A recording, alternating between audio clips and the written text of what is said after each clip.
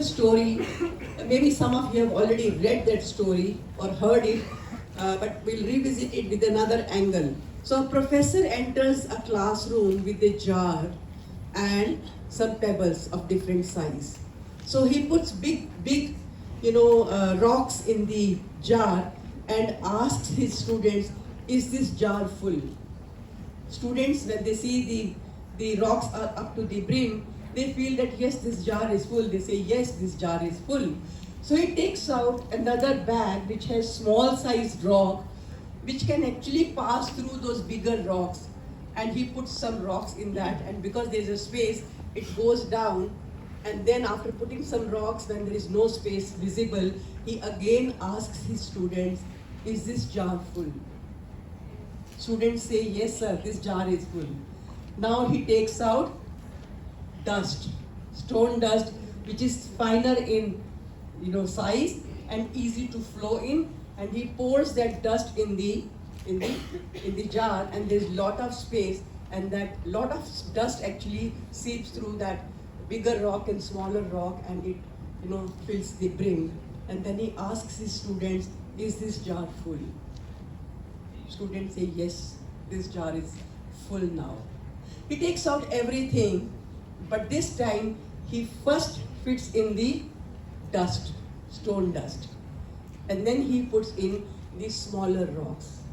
And there is no space for the bigger rocks. So what is the message? What is the message? Can anybody explain the message?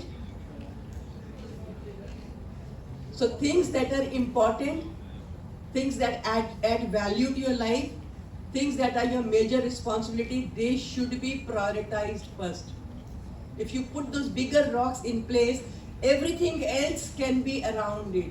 So when you're in college, when you're working with your, when you're working with your patients, or you're working an assignment, or if you have an exam, or if you have a thesis to submit, if that's a bigger rock, make sure that you hold enough time for those responsibilities.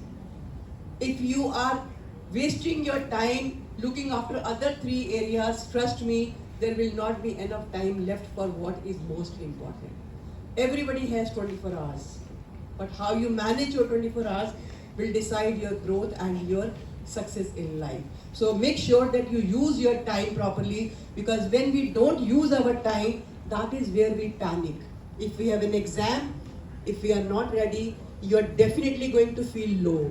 You are going to feel helpless. You are going to feel, "I'm going to fail." The whole idea that I'm going to fail, I will not be able to clear, I will not be able to get to my next year, is very, very threatening, anxiety provoking.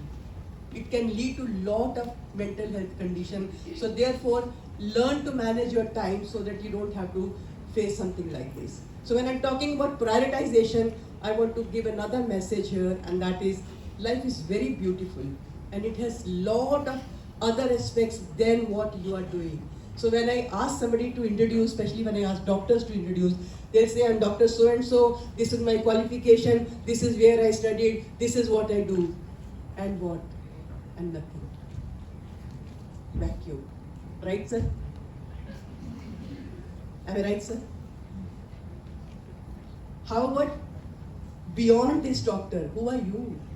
What do you like? What do you do? What are your hobbies? What do you enjoy doing? We just do not know anything. So, as to lead a holistic life, there are so many parameters. I just try to draw it across this, cycle. So it could be something like yourself, then your career, then your finance, your health, your social health, your family, your love, your recreation, your contribution, and your fulfillment. When you don't look after all these aspects, you are a crooked wheel, and you can't go very far with a crooked wheel. Right or wrong? You are bound to fall. You are bound to feel sick. You are bound to be stressed out.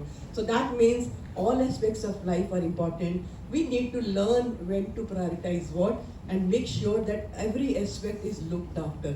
Because just by working in one direction, you cannot holistically grow. You cannot be happy, you cannot be satisfied.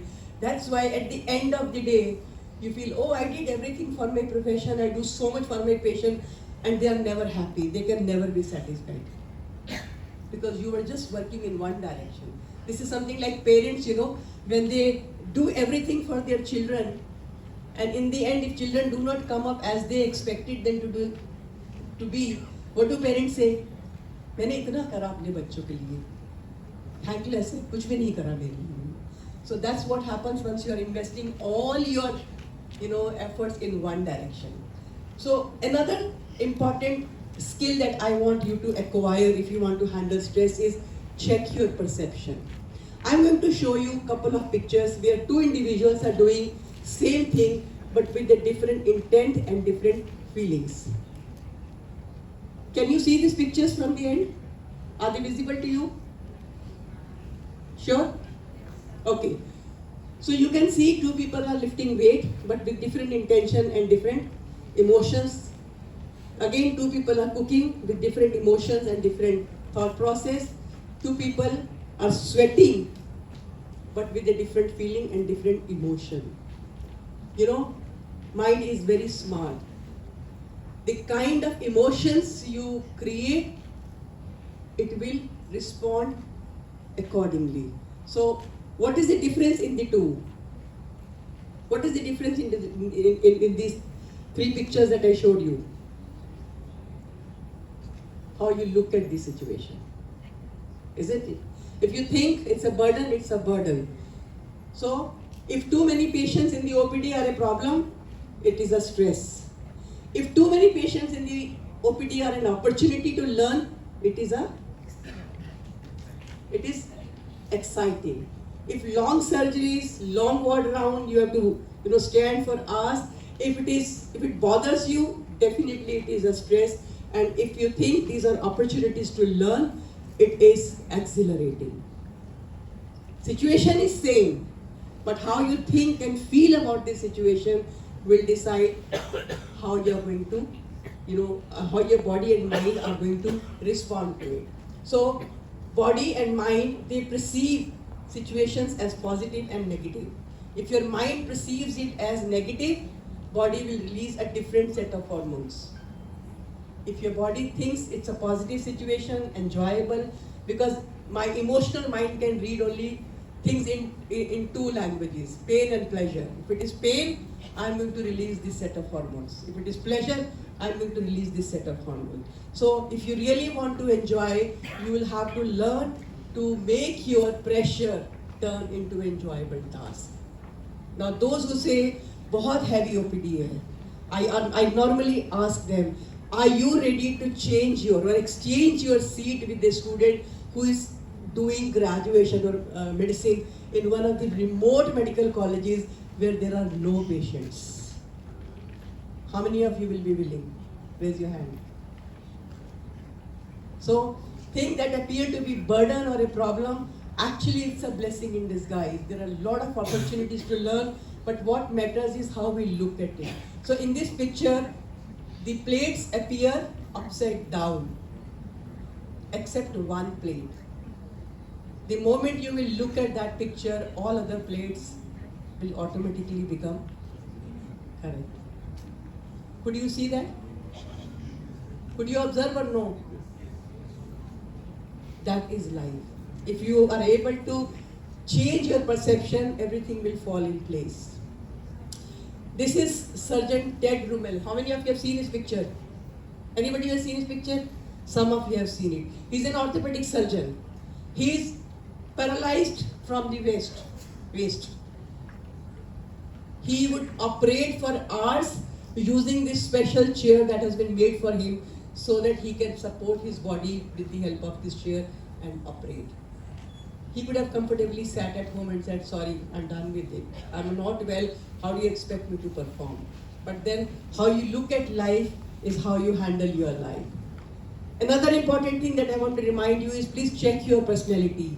Are you oversensitive? Do you have the tendency to magnify problems and overreact to situations? Are you worrying too much about fear of failure, fear of disapproval, fear of losing relationship, fear of conflict, fear of litigation, and fear of violence? If that's true, that means your higher emotionality can interfere with your life and can create more stress than others to the situation.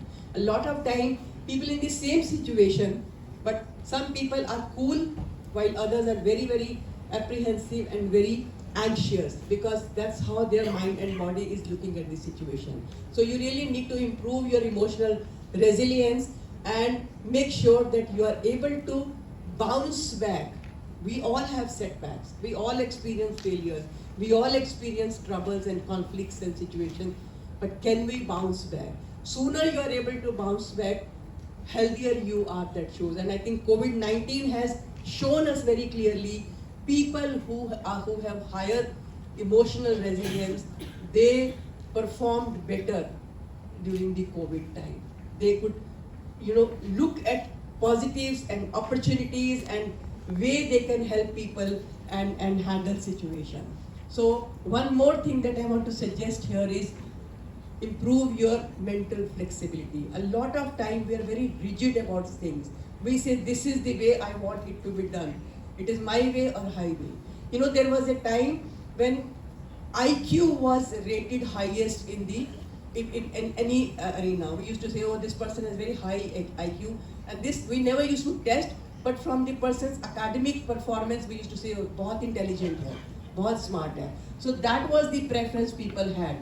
But after that, studies prove that it is not IQ, it is EQ that decides your success and happiness. The third quotient now that is being valued very highly, in the corporate sector and in general is AQ. What is AQ? What is AQ? Any guess?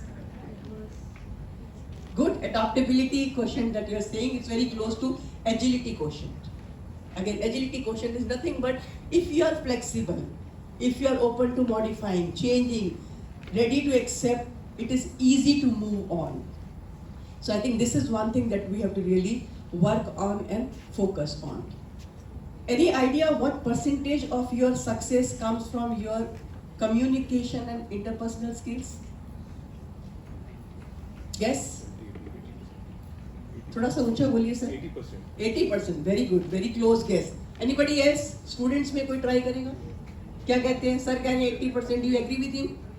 Yes or no? 70%? Okay. Any other guess? 85%. A study by Harvard says, ताली बजा सकते हैं, बहुत close था. Very nice. 85% of your personal and professional success comes from your communication and interpersonal skills. So, जो senior faculty यहाँ बैठी हुई है, मैं उनको कहूँगी और फिर आपको कहूँगी. Remember your college days, sir. Just try to recollect some of your classmates who were really very bright and some who were bright but had excellent communication and interpersonal skills. If you will try to recollect and know where they are right now, I'm sure you will agree with me, they will be far more higher in their position than anybody else. Similarly, friends, you are here in this college, that shows that intellectually you are very smart. But 10 years, 20 years down the line, all of you will not be at the same position. Students who have good communication skills, good interpersonal skills, who know how to gel well with classmates, who know how to build rapport with their teachers, who know how to get work done from people, who know how to behave socially, they will be far better placed than those whose communication skills are not developed. It's very, very important to develop your effective communication skills. Honestly, the violence that we are experiencing against us, the wrath that we are experiencing from all over the country is primarily because of the communication failure. Patients are not satisfied with the communication that we are making with them because we are not accustomed to the communication needs now these patients have. So if you want to be happy, if you want your patients to be happy, if you want your seniors to be happy, learn to communicate. Learn how to build rapport with them. learn how to listen to them, learn how to align yourself with them, learn how to understand their concern and respond effectively, and all that is going to definitely reduce your stress, because most of the stress that is going to come to you in time to come is because of either your seniors or because of your patients.